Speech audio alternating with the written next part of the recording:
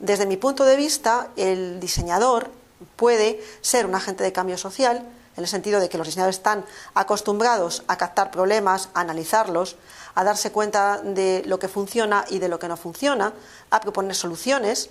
Por lo tanto, puede ser alguien experto que ayude en la detección de un problema y puede ayudar a resolverlo. El diseño para el cambio social tiene una cuestión también muy importante, que es la tolerancia a la frustración por parte de los diseñadores, el entender los límites. El diseño es una profesión llena de contradicciones. Te toca contradecirte con mucho dolor, y asumiendo que no te va a quedar la conciencia tranquila porque no ha salido lo que tú querías que saliera, ¿no? Pero bueno, aún así hay que intentar.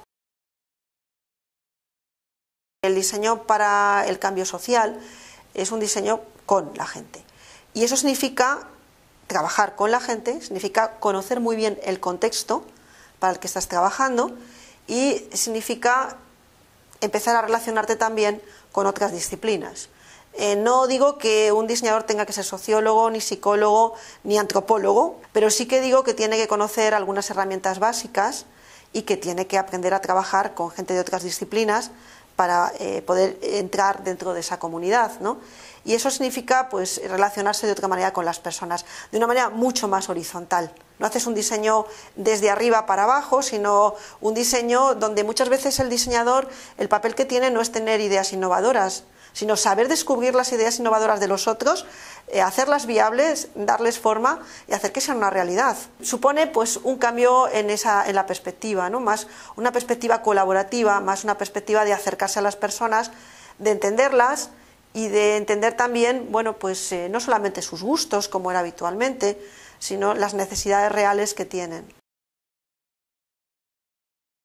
Es verdad que ahora el diseño social está de moda, y entonces, como está de moda, pues entonces las escuelas empiezan a preocuparse más por esto. Incluso están hablando de diseño para el cambio, diseño de transición, que tiene que ver con la sostenibilidad, y empiezan a estar más interesados. Pero en líneas generales, a mí me parece que en las escuelas normalmente están educando a la gente para la competitividad, hacen que la gente compita y no para la colaboración.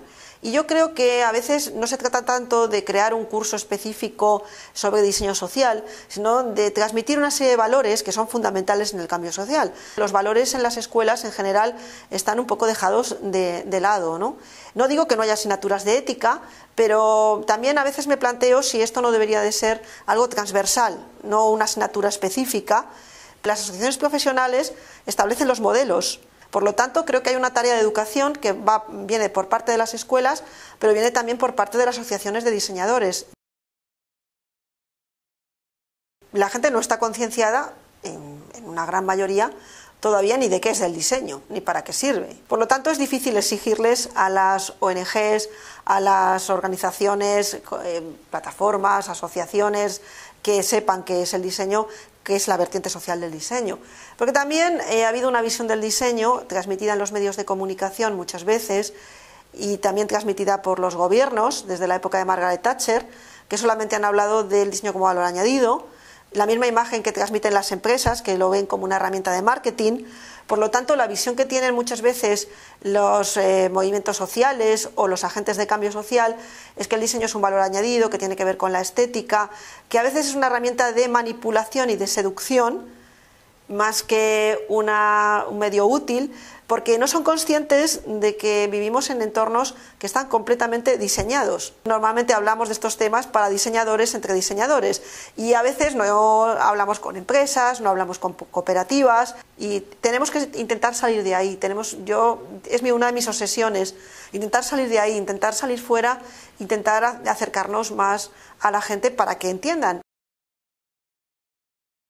Uno de los ejemplos es el papel que tuvieron Pilar Villuendas y José Ramón Gómez, Villuendas y Gómez, en las asociaciones de vecinos de aquí de Barcelona, concretamente del Poblasec.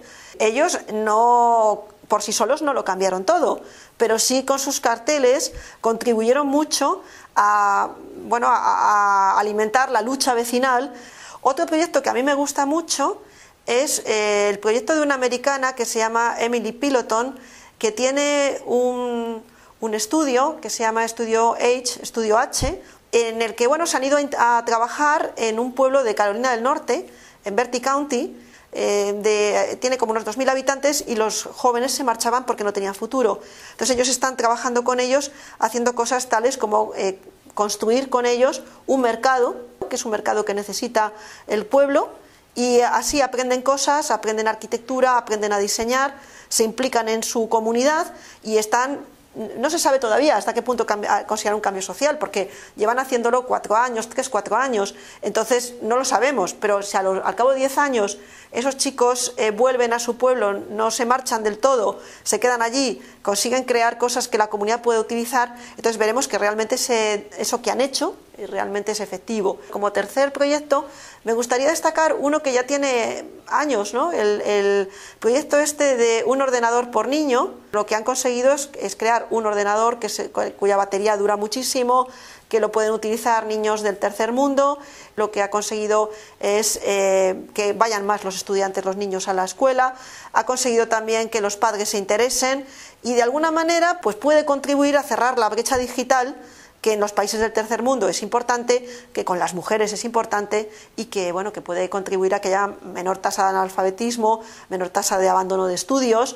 Ya te digo, no por sí solo dentro de una política educativa, ¿no? Porque yo no creo en que la tecnología lo cambie todo si no hay un entorno adecuado. Pero creo que son buenos proyectos porque realmente tienen una incidencia en la comunidad.